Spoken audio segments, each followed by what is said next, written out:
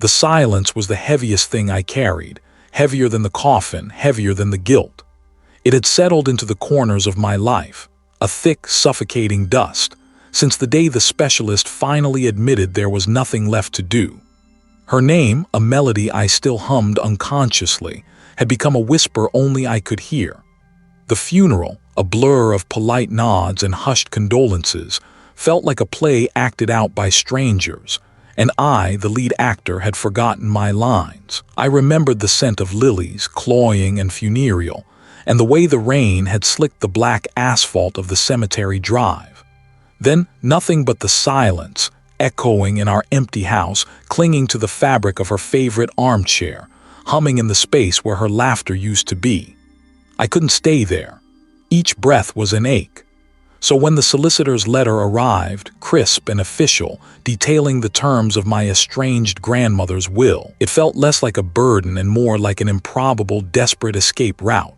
An inheritance, a house, a place to simply be without the weight of memory crushing me.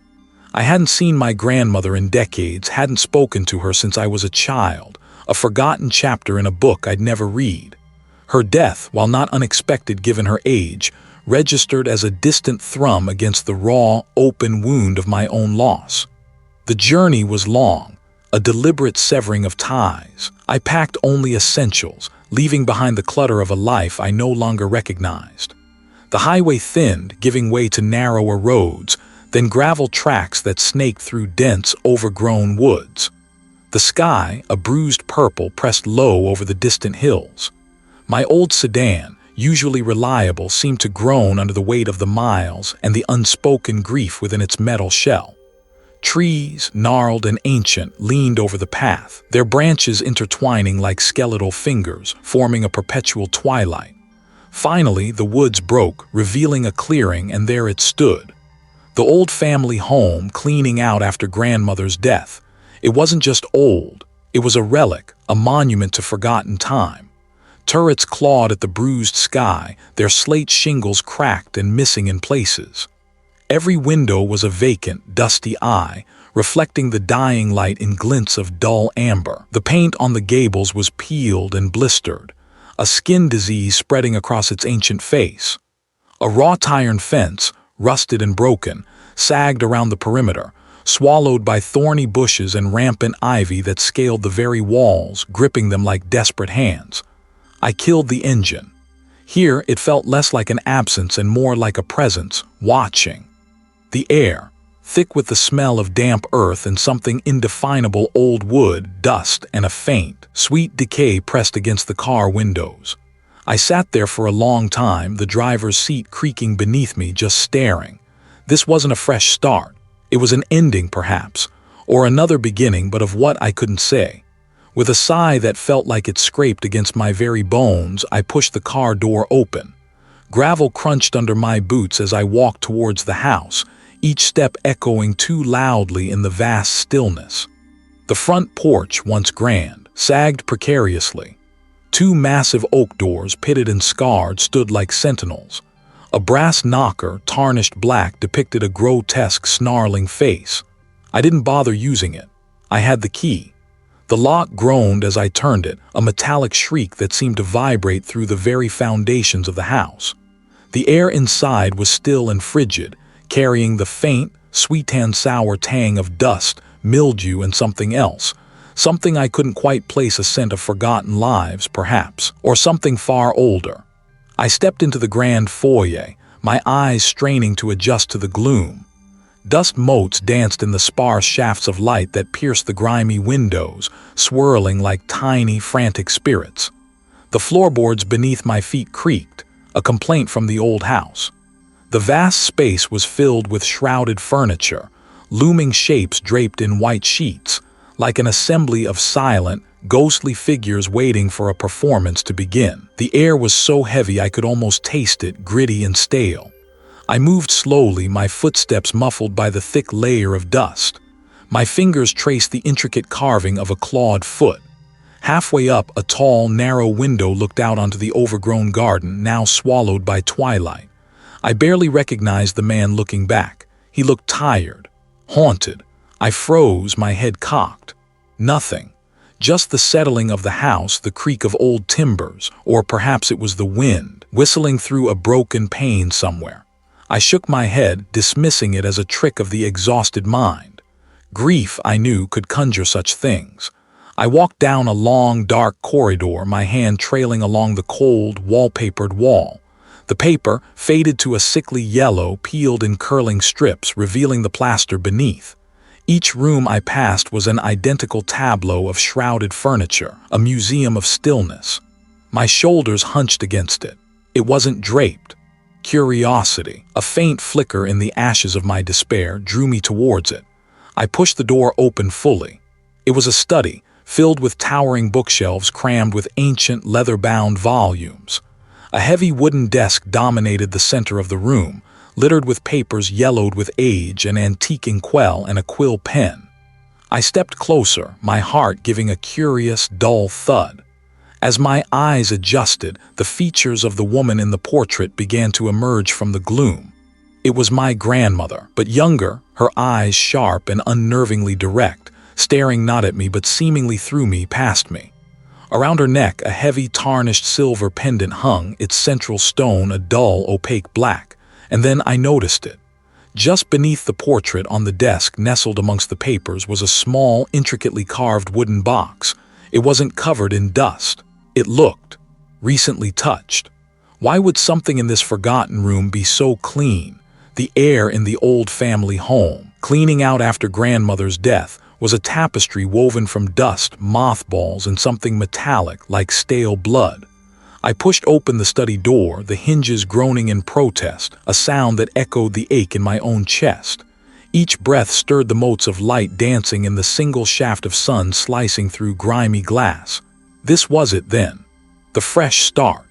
A new kind of quiet, I'd told myself, one that wasn't just the gaping maw of absence. My determination, a brittle shield against the constant thrum of loss, propelled me forward. I started with the study, a room crammed with decades of forgotten lives. Yellowed newspapers lay in precarious stacks, their headlines screaming about events long since turned to history. Books, leather-bound and brittle, lined shelves that sagged under their weight, their spines whispering forgotten narratives. I ran a hand over a dusty mahogany desk, the wood cool beneath my fingers, scarred with the ghosts of spilled ink and frantic scribbling. A small, tarnished silver frame caught my eye, tucked beneath a stack of ledgers. I picked it up. The photograph within was faded, a sepia-toned tableau of unfamiliar faces. A stern-looking man with eyes that seemed to bore into me even through the emulsion. A woman, her hair severely pinned, her mouth a thin, unsmiling line. And a child, no older than 5, clutching a doll with vacant glass eyes. The child's gaze, however, was not on the camera. It was fixed slightly to the left toward something unseen, something just beyond the frame. A shiver, quick and sharp, traced its way down my spine. Old photographs always held a certain chill, didn't they? The dead staring back, oblivious to their own demise. I set it down, face first. Or perhaps it was the house itself, exhaling. I moved towards a heavy oak cabinet, intending to clear it out. As my hand reached for the ornate brass handle, the overhead bulb, already dim, flickered once, twice, then steadied. Just old wiring, I reasoned. A house this ancient was bound to have quirks. My own vision sometimes swam lately, a symptom of exhaustion and grief, I was sure. I found more photographs in the cabinet, stuffed into a worn velvet album. Weddings, funerals, picnics with people I didn't recognize, their faces blurring into a collective anonymity. One image made me pause. It was a large family gathering, perhaps 100 years old. Tall, slender, indistinct. It wasn't quite human. Its outlines wavered as if the light had distorted it or the photographer had moved the camera at the last second. A trick of the light, I decided, or perhaps the fault of cheap film. My grandmother had never been one for extravagance. It was localized, a sudden dip in temperature that felt like walking through an open refrigerator door, but there was no draft. I looked around the room, the windows firmly shut, the heavy drapes drawn back only enough to let in that single, watery sunbeam. The air conditioner wasn't on. It was just an old house, full of strange pockets of air, that's all. I rubbed my arms, dismissing the fleeting discomfort. The stairs groaned under my weight, each step a protest against my intrusion. The second-floor landing was a long, dark hallway, lined with doors, most of them closed. I felt a pressure behind my eyes, a dull throb that made me want to simply lie down and let the quiet consume me. I pushed open a door at the far end of the hall, revealing what must have been an unused guest room. It was sparse, covered in dust sheets, the furniture beneath them hulking, shapeless forms. In one corner, half hidden beneath a moth-eaten tapestry, I found it. A chest. No ordinary chest, this. Its surface was carved with intricate, swirling patterns that seemed to writhe beneath my gaze, almost like veins or tendrils. And it was locked, a heavy, ornate padlock gleaming dully from its clasp. It was indistinct, a rustle of sound like dry leaves skittering across pavement, or perhaps the soft sigh of a breath drawn too close. My head snapped up.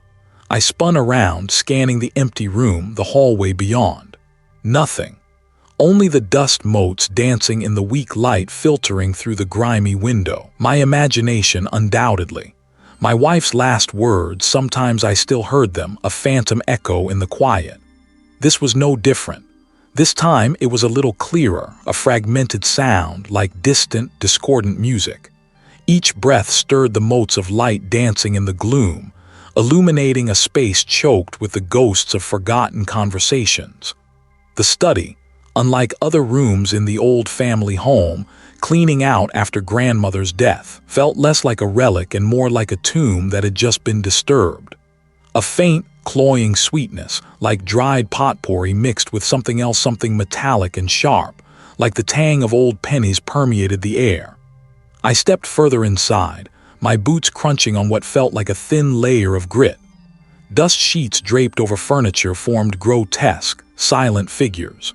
A grand mahogany desk, its surface scarred by time and neglect, stood sentinel in the center. I pulled back a sheet, revealing a landscape of yellowed papers, forgotten letters tied with brittle twine, and a heavy, leather-bound journal. My fingers traced the intricate, faded gold tooling on its cover. It felt cold, almost damp, despite the dry, stagnant air.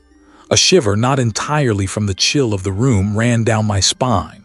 As I watched, a single, thin book on the middle shelf seemed to tilt, then slide, landing with a soft thud on the floor. My breath hitched. There was no draft, no vibration. The floorboards beneath me were solid. I bent to pick up the book. Its title, embossed in a script I couldn't quite decipher, felt rough beneath my thumb. As I straightened, a scent, faint but unmistakable, wafted past me. Lilies, my wife's favorite. My chest tightened, a familiar ache blooming behind my ribs. It was a cruel trick of memory, a phantom limb of grief. I closed my eyes, willing the sensation away. When I opened them, the air was still, the scent gone. I told myself it was the dust, the old house playing tricks on a mind already fractured by loss. It had to be. The next few hours blurred into a tedious cycle of sorting through forgotten trinkets and moth-eaten textiles. Each item felt heavy with unspoken history. I found myself listening, straining to hear something beyond the creaks and groans of the aging structure. Then I heard it. So faint, so delicate. It could have been the wind sighing through a loose pane, but it wasn't the wind, it was my name. William, soft, almost a breath, it was her voice. My head snapped up. I spun around, scanning the empty hallway. Nothing, no answer, just the echo of my own desperate query. I pressed a hand to my forehead, feeling the clammy sweat. This was it. The grief, the isolation, it was finally breaking me. I needed to connect, to hear a sane voice. I fumbled for my phone, my fingers clumsy. The signal was weak, as expected, but after several tries it connected. "Hey," I managed, my voice rough when my friend picked up. "William, you sound awful, still stuck in that mausoleum." The colleague asked, a casual amusement in their tone. It's the old family home cleaning out after grandmother's death. I think I'm losing it," I confessed, the words tumbling out raw and desperate. "I keep hearing things, seeing things, you're under a lot of stress. That old place is probably just playing on your nerves. You need to get out of there, come back to the city, get some sleep." Their voice was kind but tinged with a dismissive practicality that stung more than outright disbelief. "No, you don't understand. It's different here. It's like the house itself is alive and it knows what I've lost." My voice was rising, bordering on hysterical. "William, you're exhausted. You're grieving. It's normal to feel like this. Your mind is probably just trying to process everything. Go make yourself a strong cup of tea, turn on some music." They didn't understand. How could they? They hadn't been here. They hadn't felt the distinct, undeniable scent of lilies in an empty room. I stood there, phone still clutched in my hand, the words of my friend echoing. My mind is probably just trying to process everything. Was it? Was I truly unraveling? A movement in the periphery of my vision, a flash of white like a dress. I spun, my heart leaping into my throat, and there he was, standing at the far end of the hallway, bathed in the faint moonlight filtering through a high window. My wife. She wore the white dress from our wedding photos, the one I had packed away with such agonizing care. He was smiling, a soft, ethereal smile, her eyes fixed on me. My breath caught. It was so real, too real. She didn't speak. She just tilted her head, her smile widening. And then slowly she raised a hand. Not to wave, not to beckon. Her fingers, long and slender, began to curl, pressing into her own throat. Her smile remained serene, yet her eyes, fixed on mine, were filled with an unbearable, silent plea. My knees buckled. I stumbled backward, hitting the wall with a jarring thud. This wasn't grief. This wasn't exhaustion. This was something else. Something that knew exactly how to twist the knife in my heart. The figure in the hallway remained. Her hand still pressed to her throat, the stain growing. A mockery. Was this truly my mind breaking, or was something else, something far older and crueler, finally showing itself? The conversation ended quickly, leaving me colder than before. How could they? They hadn't heard the whisper. He'd suggested grief was playing tricks, a common coping mechanism. A trick. He called it a trick. My hand tightened around the plastic. The house, in response, seemed to hold its breath. If it was a trick, it was a damn convincing one, and it smelled of lilies and decay. I needed to do something. Anything. Cleaning. I would clean. A rational, tangible task to push back against the creeping irrationality. I started in what had been her study, a room rarely used in my memory, heavy with the scent of old paper and something else, something metallic and faint, like rust. Dust motes danced in the weak shafts of afternoon light slicing through the grimy windows. Shelves crammed with forgotten books lined the walls, their spines cracked and faded. A large mahogany desk dominated the center of the room, its surface buried under stacks of yellowed letters, dried inkwells, and a collection of strangely carved wooden figures. I began systematically, moving from the shelves to the desk, trying to impose order on chaos. Each book I picked up released a puff of ancient dust, a tiny sigh into the stale air. I started with the drawers, pulling them open one by one. Empty, mostly. A few desiccated pen nibs, a forgotten button, a single tarnished silver locket with nothing inside. My fingers traced the intricate carvings along the desk side panels, feeling for splinters, for anything out of place. It was then, as I ran my hand along the thick, reeded leg closest to the wall, that I felt it. A slight give. A faint, almost imperceptible seam where no seam should be. My heart gave a little skip, not a frantic beat, more like a sudden jolt. I pushed harder, my thumb digging into the wood. The panel remained stubbornly fixed. I tried again, pressing along the entire length of the seam, feeling for a hidden latch. Nothing.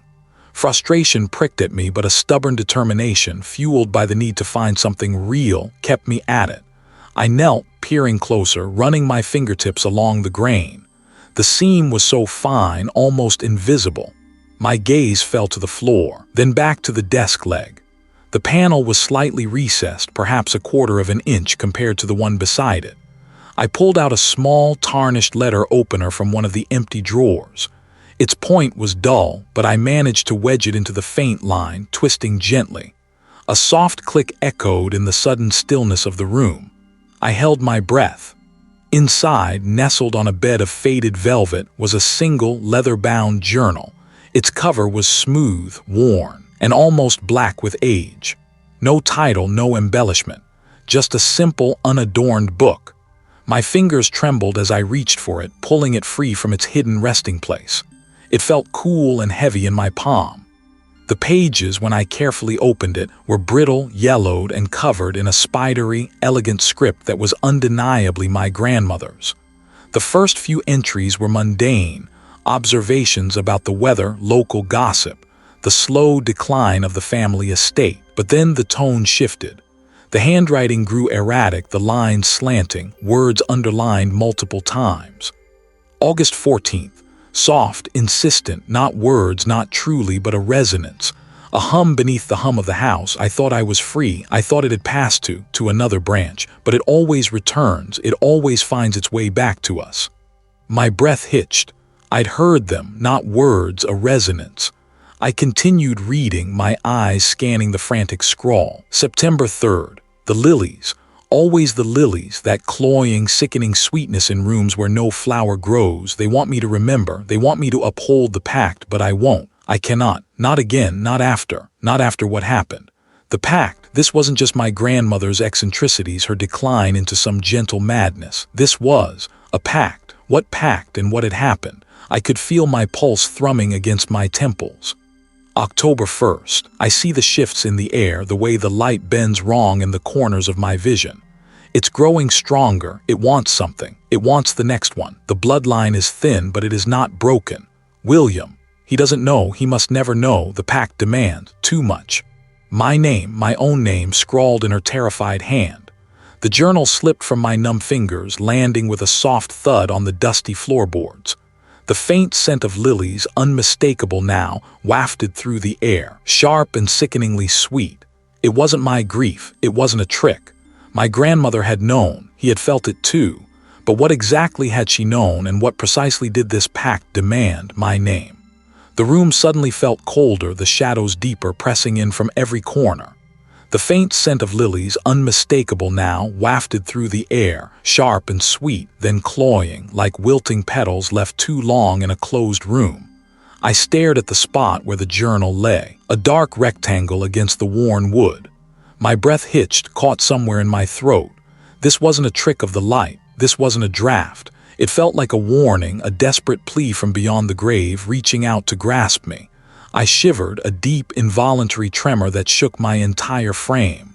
What did she know? What had she seen? My mind raced, trying to piece together the fragments of a life I'd always kept at arm's length. The house had always been a mystery, a place of hushed tones and averted gazes during the rare family gatherings I'd endured as a child. I bent slowly, my muscles stiff, and retrieved the journal. Its leather cover felt strangely warm in my palm, a stark contrast to the icy air pressing in. I flipped back to the page, my gaze snagging on the hurried, frantic script. William. Again. Then a series of symbols I didn't recognize, crude and angular like jagged teeth, followed by fragmented words. Listen. The echoes, they sing for her.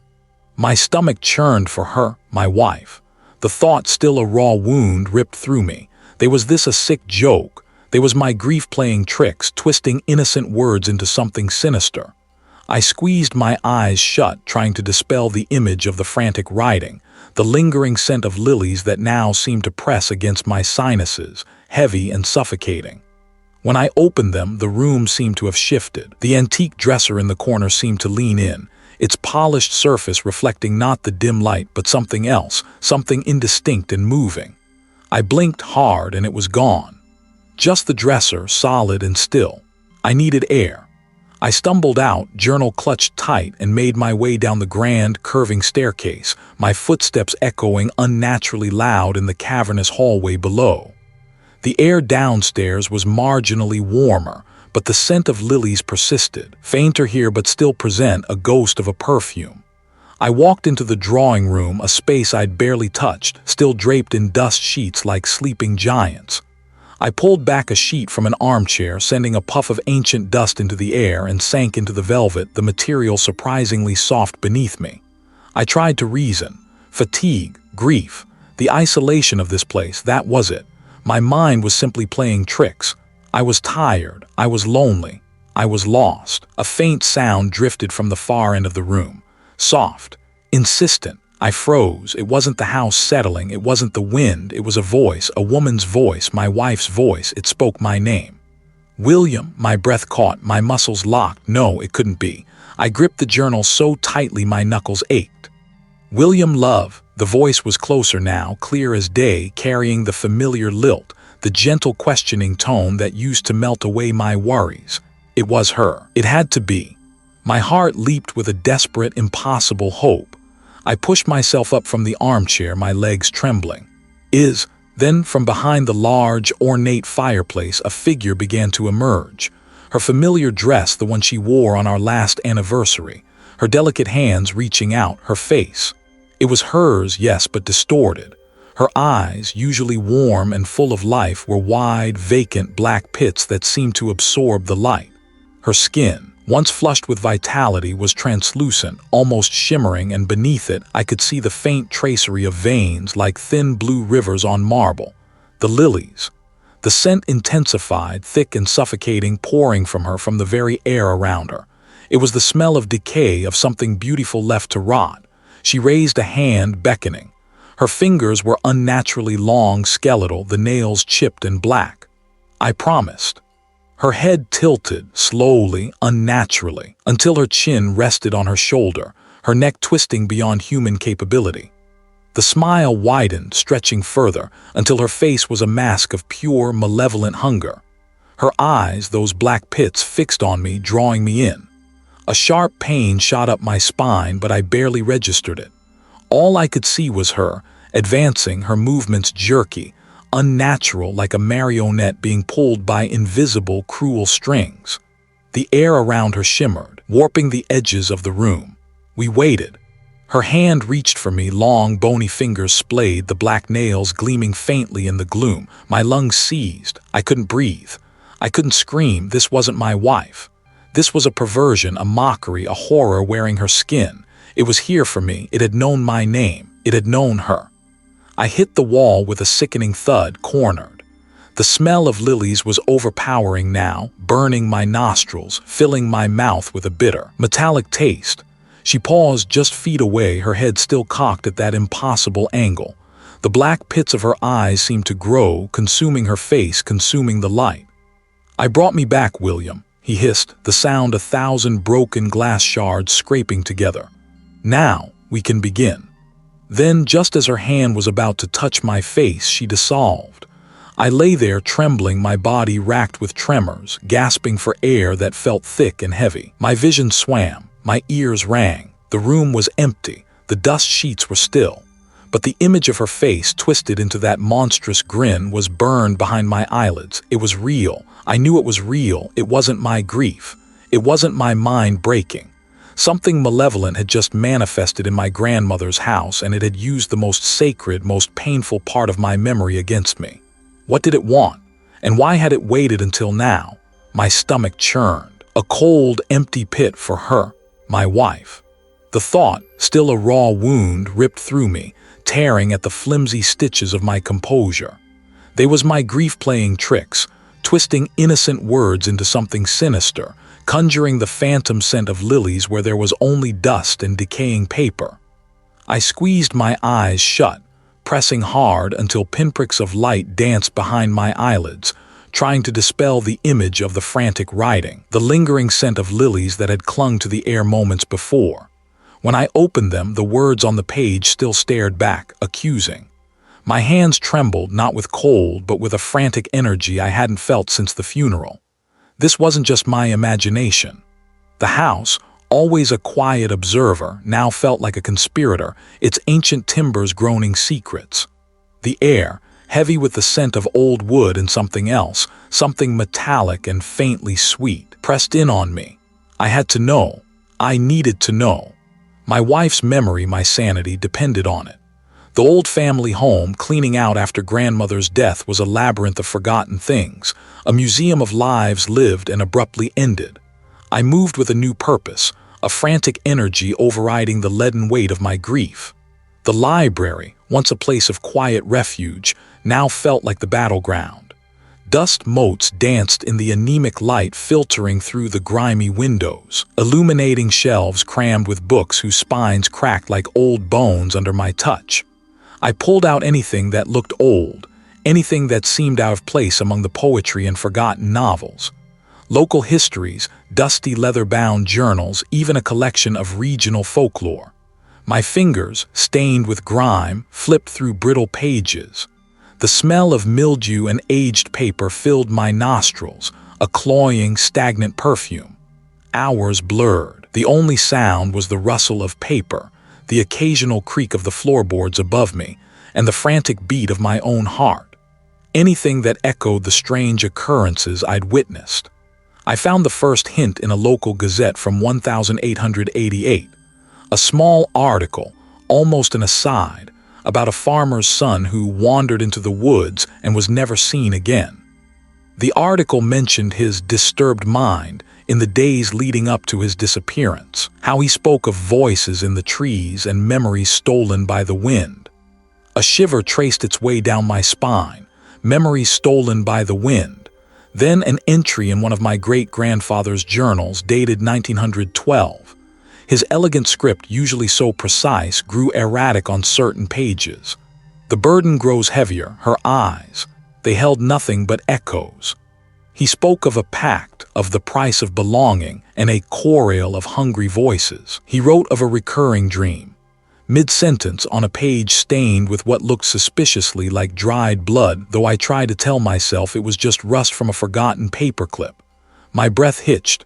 A pact? What kind of pact? And the chorale of hungry voices. The phrase clawed at my mind. I moved to a section of the library I hadn't properly explored, behind a heavy tapestry depicting a hunting scene. There, tucked away, was a small, locked chest. I fumbled with the skeleton key I'd found in my grandmother's desk, the one she'd always kept hidden. It clicked. The lid creaked open, revealing not jewels or gold, but more paper. Inside, nestled among dried herbs in a small, tarnished silver locket, were a series of letters and a slim, hand-bound volume. The letters, dating back to the late 1700, spoke of the ancient agreement, the keeper of the threshold and the harvest. One letter, her mind unraveling like a loose thread. She described her sister's final days, how he would stare blankly, repeating names that weren't her own memories seemingly erased. The aunt wrote of a ritual, a desperate attempt to appease the forest's hunger, but it was too late. Her sister simply ceased to be. No body, no trace, just gone. My stomach twisted into a painful knot. This wasn't madness. This was a pattern, a terrifying generational pattern. The hand-bound volume was the worst. Its cover was plain, unmarked, but the pages within were filled with scratchy, almost illegible script, mixed with crude, unsettling drawings. Stick figures, distorted faces, swirling patterns that seemed to shift as I looked at them. It wasn't a diary, not exactly. It was a collection of observations, warnings, and what appeared to be fragmented rituals. It spoke of a thing that dwelled in the ancient woods surrounding the house, a presence that fed on the echoes of what once was, on the fabric of memory itself. It described how this thing could twist perception, make the familiar alien. The drawings grew more explicit, depicting figures with blank eyes, their mouths open in silent screams, surrounded by swirling lines that seemed to pull at their heads. One drawing, more detailed than the rest, showed a figure, not quite human, with too many limbs, too many eyes, its form shifting, indistinct, surrounded by a chorus of spectral faces. The text beneath it, barely decipherable, read, "It takes the names, it takes the faces, it takes the love, it takes the grief." I felt a prickle on the back of my neck, the distinct sensation of being watched. The text in the volume went on, detailing a lineage of keepers, people chosen or perhaps cursed to maintain the pact, to offer something. And then a name.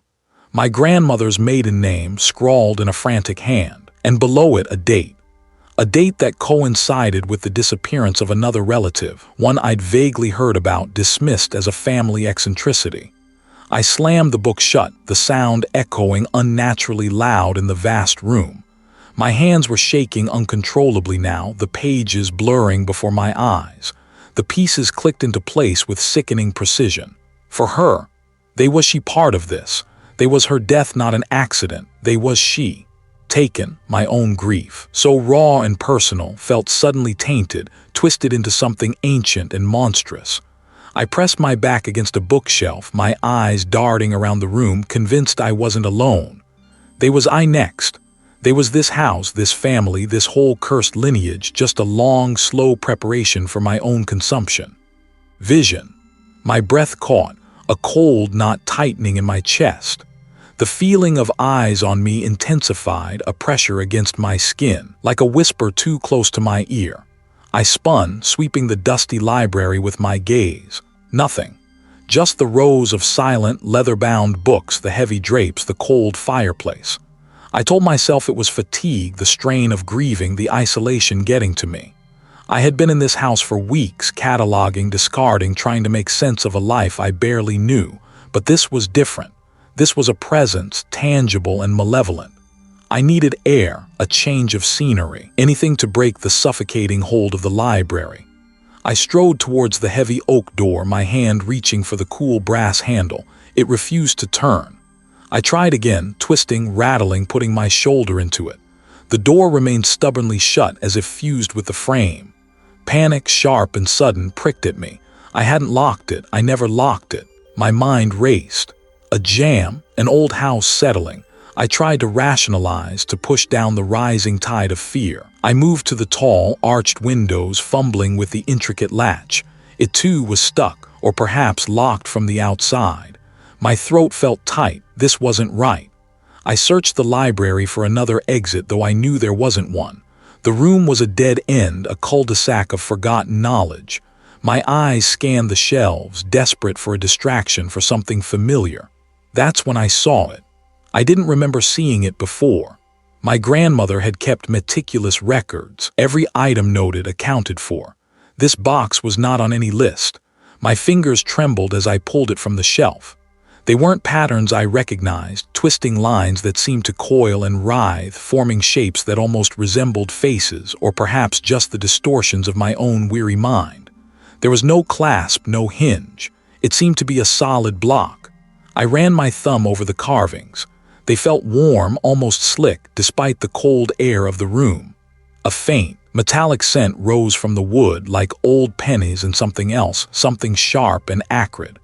I tried to pry it open, digging my fingernails into the seam, but it was seamless. As if it had been carved from a single piece of wood, yet clearly it had a lid. I pressed harder, frustrated, a bead of sweat trickling down my temple. Then a soft click echoed in the silent room. The lid, without any visible effort from me, simply lifted a fraction of an inch. I froze, my heart racing. I hadn't pushed, not really. It had opened on its own. A wave of nausea washed over me. I wanted to drop it, to run, but where could I go? The library was a cage. My fingers, as if no longer under my command, slowly lifted the lid further. Inside, nestled on a bed of faded velvet, was a single, tarnished silver locket. It was unlike any jewelry my grandmother had owned, devoid of the usual Victorian flourishes. I picked it up. I tried to open it to see what image, what memory it held. But it was fused shut, its hinge rusted solid, its surface marred by what looked like deep scratches, almost like claw marks. As I held it, the subtle metallic scent from the box intensified, now mixed with something else, something cloying and sweet like wilting lilies. Then a sound. A faint scratching coming not from the walls but from within the locket itself. My grip tightened on the locket, my grip tight. I stumbled back, dropping the locket and the box. The scratching stopped, but the feeling of being watched, of being preyed upon, was now absolute. I needed to get out. I ran back to the door, slamming my shoulder against it again and again, grunting with effort. It held fast. I kicked, desperate, but the solid oak barely vibrated. My breath came in ragged gasps. My vision blurred at the edges, the ornate wallpaper seeming to ripple, the patterns twisting into grotesque faces that stared back at me. I pressed my face against the cool wood of the door, listening. No sounds from the rest of the house. No creaks, no groans, just an unnatural stillness. How long had I been in the library? Hours, days. The light outside the windows when I glanced at it seemed static, trapped in a perpetual twilight. Had the sun moved at all? I couldn't tell. My sense of time, once a steady anchor, was now adrift, lost in the shifting currents of this suffocating house. I tried the door again, not with force this time, but with a quiet twist of the handle. It opened, silently, smoothly, as if it had never been stuck. I stepped out into the main hall, but it wasn't the hall I remembered. The grand staircase, usually sweeping upwards to the left, was now directly in front of me, its banister twisted into unfamiliar, almost menacing shapes. The long, narrow corridor leading to the kitchen was gone, replaced by a wall of peeling wallpaper and a single heavy curtain I'd never seen. Where was I? Was this even my grandmother's house anymore? Or had I finally truly lost my way? The cold air in the library, thick with the scent of aged paper and something else, something metallic and faint, clung to my skin. I spun, sweeping the dusty shelves, the heavy drapes, the shadowed corners of the old family home, cleaning out after grandmother's death. Nothing.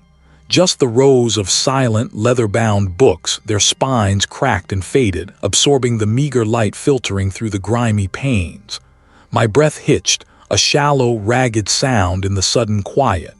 The feeling of eyes on me persisted, a pressure against my skin like a whisper too close to my ear, a phantom breath on my neck. I told myself it was the house. The settling wood, the drafts, the lingering scent of decay that permeated everything here. But the chill wasn't just in the air. It was inside me, a tremor that started in my gut and worked its way to my fingertips. My eyes, still searching, landed on a small, almost imperceptible gap between two towering tomes on a lower shelf, behind a heavy, carved mahogany desk. It was too neat, too deliberate for a simple oversight.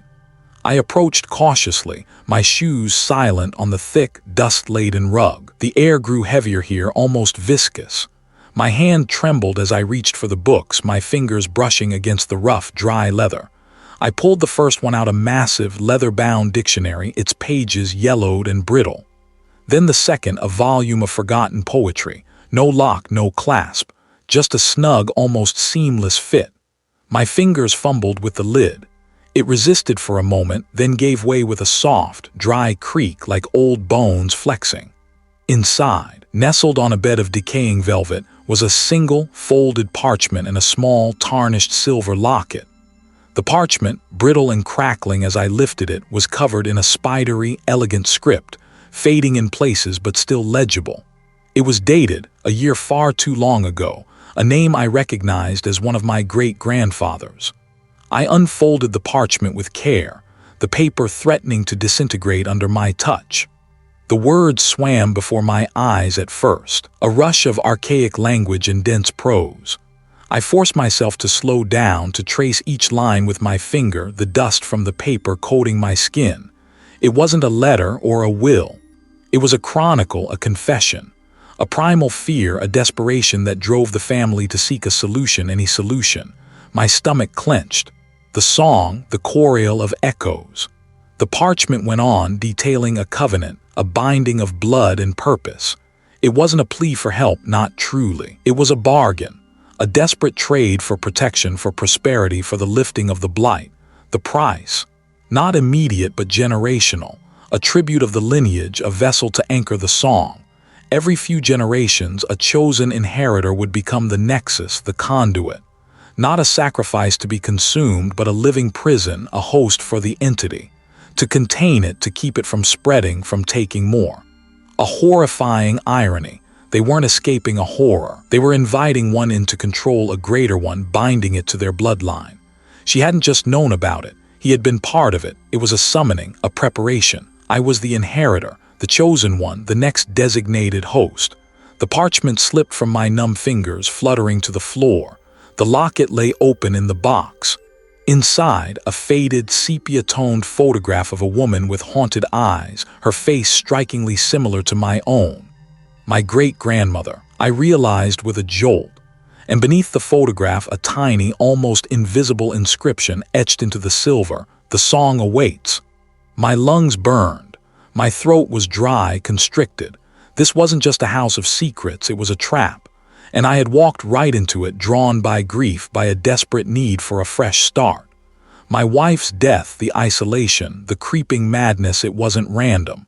It was orchestrating me, shaping me, preparing me for this. A low hum began to vibrate through the floorboards, a resonant thrum that seemed to originate from the very foundations of the old family home, cleaning out after grandmother's death.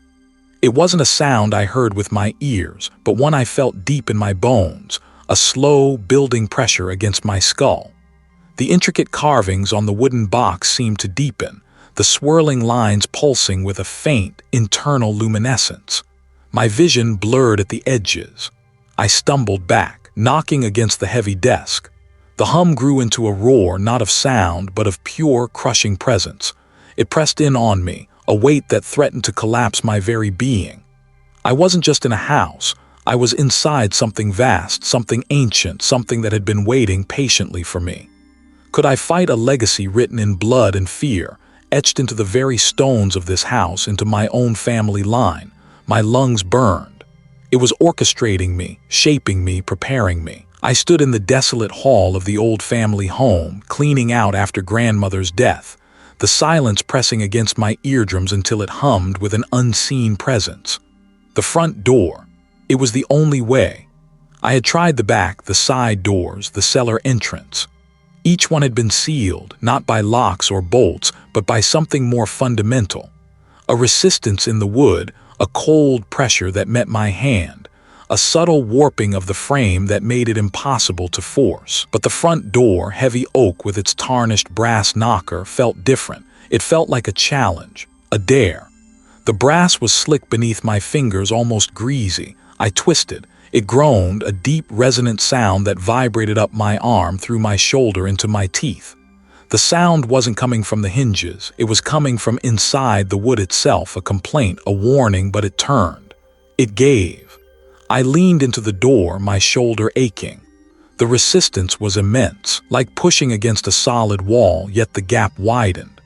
Inch by agonizing inch, the outside world revealed itself. It wasn't the world I remembered. The gravel path, usually a pale ribbon leading to the overgrown drive, was a shifting, indistinct gray like smoke clinging to the ground. The ancient oak, a sentinel for generations, stood too close, its branches skeletal, devoid of leaves, clawing at the sky. Then, as I watched, its form blurred, the gnarled trunk elongating, twisting into something impossibly thin, then thickening again as if breathing. My breath hitched. My mind scrambled, trying to reconcile the familiar with this monstrous alteration. Was this real? Was I finally breaking? It smelled of decay, of damp soil, and something else, something metallic and faintly sweet, like old blood. I forced another push, desperate to get through, to escape the house and whatever twisted reality it projected. I needed to feel solid ground beneath my feet, to see the familiar, unyielding lines of the world. The gap was wide enough for me to slip through almost. My shoulder was past the frame, my head craning to see beyond the immediate warped surroundings. The sky was not blue. It was a bruised purple, streaked with impossible greens. The horizon rippled like water disturbed by a stone. Then a sudden, brutal force slammed into me. The air was driven from my lungs in a ragged gasp. My feet slid on the polished floorboards. The door, which I had been straining against with all my might, was ripped from my grasp. I staggered backward, stumbling over my own feet. My head snapped back, cracking against something hard and unseen. A blinding flash of white light erupted behind my eyes, followed by a dizzying blackness. I felt myself falling, my arms flailing, scrabbling for purchase on empty air. The sound of the door slamming shut echoed through the hall, a thunderclap that vibrated through my very bones. I landed hard, sprawling on the dusty rug, my cheeks scraping against the coarse fibers. The impact jarred every joint, sending a jolt of pain up my spine. My vision swam, the ornate patterns of the rug blurring into an indistinguishable mess. My ears rang with a high-pitched whine, and the metallic tang of blood filled my mouth. I must have bitten my tongue. Slowly, agonizingly, I pushed myself up, my muscles screaming in protest. My head throbbed, a dull ache blooming at the back of my skull. I touched the spot. It was tender, already swelling. The front door stood before me, solid, impenetrable, as if it had never opened. The brass knob gleamed, mocking. The faint scent of metallic sweetness still lingered in the air, a cruel reminder of the impossible vision I had just witnessed. My escape had been a pathetic, violent failure. The house hadn't merely kept me in, it had reclaimed me. It had shown me a glimpse of what lay beyond its walls, a twisted reflection of its own malevolence, a world that refused to be separated from its influence. I was trapped, not just by physical barriers, but by something that warped perception, that altered reality itself. The entity wasn't just in the house, it was the house and the world beyond it. What else could it twist? What else could it corrupt? My lungs burned. It was orchestrating me, shaping me, pairing me. The thought was a cold, sharp shard in the wreckage of my mind, preparing me for what? I stumbled through the dust motes dancing in the weak morning light, my head throbbing with a dull, persistent ache. The floorboards groaned beneath my weight, a familiar symphony of decay in the old family home, cleaning out after grandmother's death. Every shadow seemed to stretch, to writhe, to hold a waiting breath. I had been running, I think. My reflection in a tarnished mirror earlier had shown me a stranger. Gaunt, eyes bloodshot, a tremor in his jaw. Was I still William? A sudden, violent tremor shook the floor. Not an earthquake, no. It was internal, a vibration deep within the house's bones and within my own. A low, resonant hum began to fill the air, a sound that wasn't sound but a pressure against my eardrums, a buzz behind my eyes. It was the chorale. And in that terrifying crescendo, a terrifying clarity pierced through the fog. It wasn't just torment, it was digestion. The chorale of echoes wasn't a haunting, it was a parasitic intelligence feeding on the remnants of minds, on the echoes of grief and despair. It wanted more than just fear, it wanted me. My mind, my very identity, was the final ingredient. It sought to consume, to integrate, to become. My despair, my grief for my wife, it was all a lure, a tenderizing agent. It was shaping me, yes, but not just for a new role. It was shaping me into a meal. The realization hit me with the force of a physical blow, knocking the wind from my lungs. I sank to my knees, the hum vibrating through my bones, tasting like dust and old paper. My hands trembled, my vision blurred, but the clarity remained, a horrifying beacon in the storm. It was real, all of it, and it was hungry. I crawled towards the study, the hum growing louder, more insistent. The journals, grandmother's frantic scribblings. They had to hold something more than just warnings. They had to hold a way out, a countermeasure. My fingers fumbled with the clasp of the heavy oak desk, the wood cool and rough against my skin. Pages scattered across the floor, loose leaf, brittle with age. I ignored the familiar script detailing the unbinding rituals and the turning of the key. My eyes darted, desperate for anything that spoke of resistance, of severance. Then a small, leather-bound volume tucked beneath a stack of ledgers. It wasn't a journal.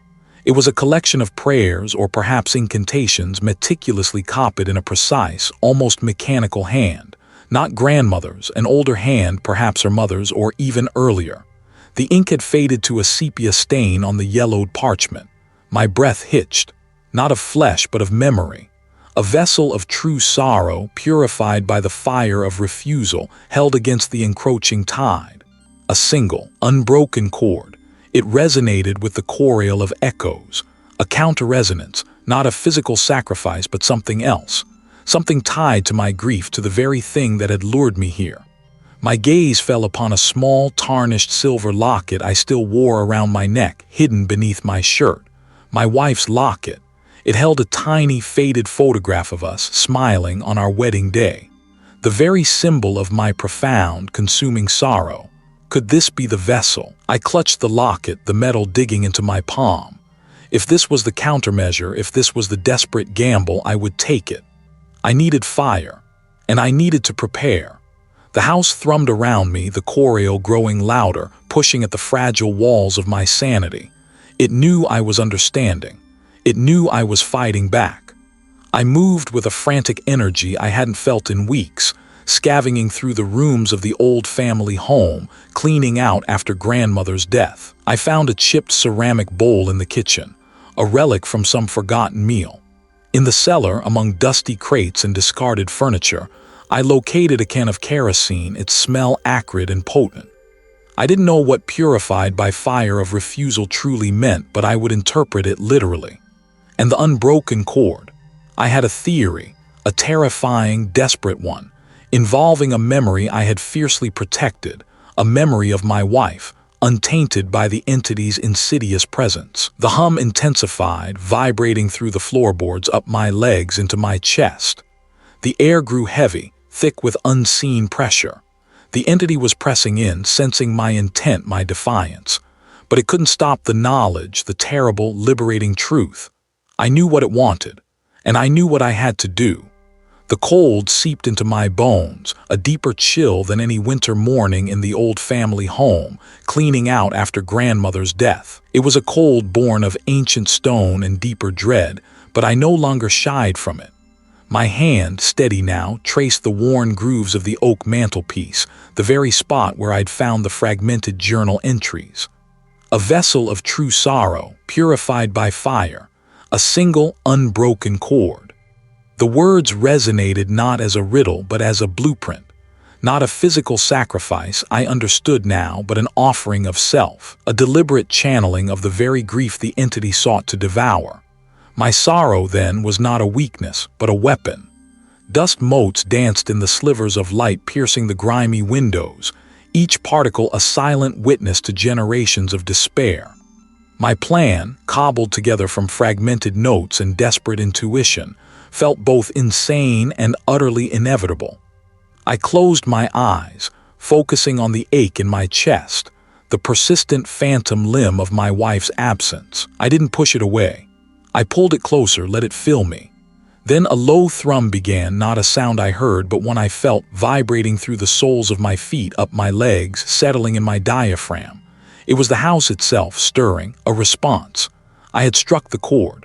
A faint scent like damp earth and old linen wafted past, then morphed into something metallic, something like rust and a hint of burning wood. The air grew thick, pressing on my lungs. My breath hitched. The temperature plummeted, making my teeth ache. I opened my eyes. The room was the same, yet subtly wrong. The spines of the books on the shelves appeared to shift, their titles blurring, unreadable. I took a slow, deliberate step forward towards the center of the room. It seemed to echo, amplified from every surface. I am the vessel. The temperature dropped again sharply. It snaked across the polished wood floor, tendrils reaching for my feet. My skin prickled. This was it. The entity was responding. The mist coalesced, swirling into indistinct shapes that danced at the edges of my vision. A fleeting glimpse of a figure in a high-collared dress, then a blur of a child's toy spinning on the floor. Memories. Not mine, perhaps, but those the house had absorbed, regurgitating them now in a desperate attempt to disorient me. No, I murmured, my focus unwavering. Not yours, mine. I tightened my grip on the raw, aching grief within me, shaping it, hardening it. It was my wife's voice, soft, laden with a sorrow I knew intimately. William, why did I leave me? My breath hitched. My resolve wavered for a fraction of a second. This was the fire. This was the purification. It knew my weaknesses. The mist swirled faster, solidifying into her form, translucent, shimmering, her face a mask of profound sadness. Her eyes, so familiar, held an accusation that clawed at my gut. I didn't leave I choked out, tears stinging my eyes, blurring the monstrous illusion. I couldn't save I. The pain was a physical blow, doubling me over, but I held onto it. I embraced it. This was the fuel. The library walls began to undulate, the bookshelves rippling like water. Books flew from their perches, fluttering like startled birds, their pages brittle and yellowed, scattering across the floor. The scent of damp earth intensified, mixed with a cloying sweetness like decaying flowers. Above me, the chandelier began to swing violently, its crystal facets catching the dim light, throwing chaotic, distorted patterns across the walls. The house was screaming. Through the chaos, the illusory figure of my wife stepped closer, his hand reaching out, phasing through the air. "Let go, William, join me." Her voice was a siren song promising an end to the agony, a reunion. It was everything I longed for, but I saw the subtle shift in her eyes, the flicker of something ancient and hungry behind their familiar depth. It wasn't her. It was a mimicry, a trap. The entity was using my most profound loss, twisting it into a weapon against me. "I am not her," I snarled, pushing through the pain, through the dizzying kaleidoscope of shifting reality. My voice, rough with grief and defiance, resonated with the thrumming in the floor. "I am an echo, a parasite." I pushed my sorrow outwards, a wave of pure, concentrated anguish, not of despair but of defiant loss. It was my single, unbroken chord. The house bucked. A tremor ran through the floor, knocking me off balance. The phantom form of my wife recoiled, her face twisting, dissolving into the swirling mist. The walls of the library seemed to recede, then rush in, pressing on me. The ceiling stretched impossibly high, then dropped, threatening to crush me. I was falling, even though my feet were planted on the floor. My stomach lurched. Yield. Join. But amidst the onslaught, I saw it. A momentary tear in the fabric of the illusion, a glimpse behind the curtain. Not a physical space, but a sensation of infinite hunger, a vast, consuming emptiness that stretched beyond my comprehension. The pact wasn't just about hosts. It was about cultivating a harvest of grief, an endless feast for something that existed only as a collective echo. My family hadn't just sacrificed individuals. They had been tending a garden of despair for generations. The realization hit me like a physical blow, yet it solidified my resolve. I was not just fighting for myself, but for every memory it had devoured, every life it had twisted. I would not be another offering. I focused my will, pouring every ounce of my wife's memory, every pang of loss, every ounce of my defiance into that unbroken chord. The house shrieked, a sound of tearing metal and splintering wood, not from the physical structure but from within my mind. The entity was recoiling. My counter-resonance was working. The mist swirled away, dissipating into the corners of the room. The books settled back onto their shelves, though many lay scattered on the floor. The chandelier stilled. My body trembled, sweat plastering my hair to my forehead. The library was still, quiet, but the lingering scent of damp earth and something acrid remained. The battle had begun, and for a moment, I had pushed it back. But for how long? And what new horrors would it conjure from the depths of my own mind? The glimpse behind the curtain had been a wound, not just in reality, but in the very core of my perception. It wasn't a sight that could be processed by the eye, nor a sound that could be heard by the ear. It was a feeling, an absolute crushing certainty of a presence that was the antithesis of everything. Infinite hunger, a vast, consuming emptiness that stretched beyond the confines of the old family home, cleaning out after grandmother's death. It wasn't just out there. It was here now, seeping into the very mortar of the walls, dissolving the familiar into something fluid and terrifying. The air grew heavy, not with dust or the scent of decaying wood, but with a pressure that squeezed my lungs, stealing the breath before it could even reach them. The floorboards beneath my feet began to hum, a low, discordant thrum that vibrated up my spine, rattling my teeth. The antique furniture, draped in white sheets, seemed to writhe, their forms rippling as if seen through heated air, yet the room was growing colder, a bone-deep chill that had nothing to do with drafts. My vision blurred at the edges, the familiar patterns of the wallpaper melting into swirling miasma. Shapes shifted in my peripheral sight, not shadows, but absences of light, voids that swallowed the ambient gloom. This was the chorale of echoes, stripped bare of its deceptive manifestations, its true form and unpresence, a gravitational pull on the soul itself. It wanted me. I knew that with a terrible, unshakable clarity. It had always wanted me, wanted my family, wanted the resonance of our suffering, our grief. My wife's death, my grandmother's quiet madness, the generations before us all carefully cultivated echoes, meant to ripen for this moment. I was the last note in their symphony of despair. My determination, born of desperation, sharpened into a desperate resolve. I wouldn't be another echo. I wouldn't be consumed. I remembered the journals, the cryptic notes from generations past, hints of a different kind of pact, a way to contain rather than merely host. Not by fighting it, not by resisting its pull, but by offering something it couldn't simply devour. Something that would choke it or perhaps satiate it in a way that severed the link. What did it truly feed on? Suffering, yes, but it was the resonance of suffering, the echo.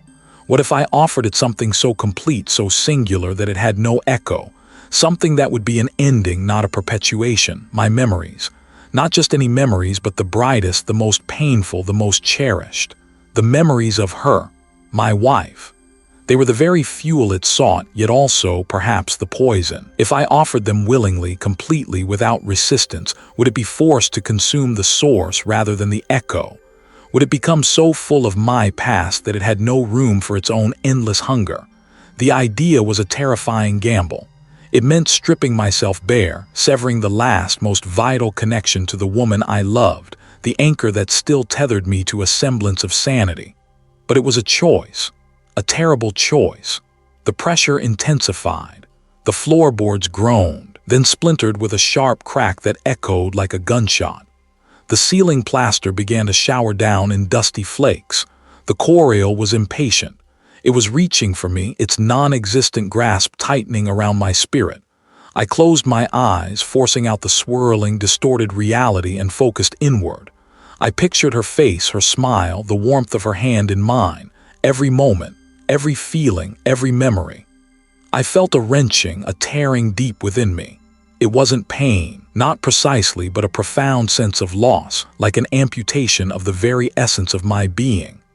The images flashed behind my eyes, a rapid-fire montage of our life together.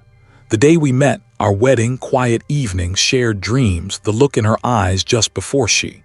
The chorale recoiled. I felt it, a sudden sharp intake, like a gasp from something that had no lungs.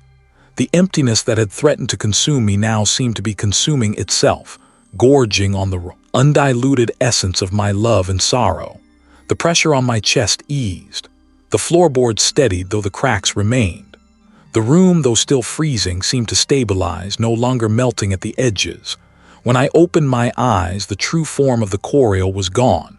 It was as if a storm had passed, leaving behind a profound, unnatural calm. I stood there, swaying, my body trembling, my mind a vast, empty expanse where her face used to be. The memories were gone, not forgotten, not repressed, but truly gone. I could not recall the sound of her voice, the color of her eyes, the warmth of her skin. The grief, too, was a distant theoretical concept, a word without meaning. I had offered it all and it had been taken. But had it truly worked? Had I banished it or merely bought myself a temporary reprieve at the cost of my own soul? And what was left of William now, adrift in a world devoid of its most precious anchors? The quiet was the first thing. Not the usual creaking, groaning quiet of the old family home, cleaning out after grandmother's death, but something deeper, heavier.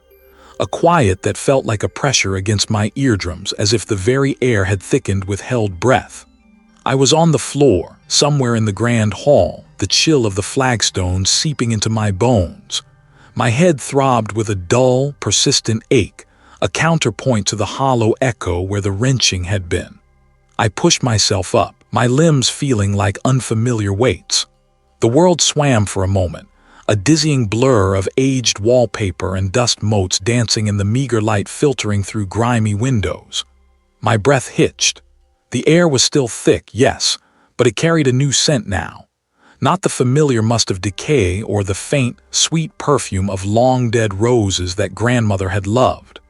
A metallic tang like old blood, mixed with the sharp, clean smell of ozone after a lightning strike. I ran a hand over my face. My skin felt clammy, alien. My fingers brushed against stubble, rough and unfamiliar. How long had I been here? Hours, days. The last coherent memory was the searing, tearing sensation, the kaleidoscope of images, my wife, her laugh, the warmth of her hand in mine, and then the amputation.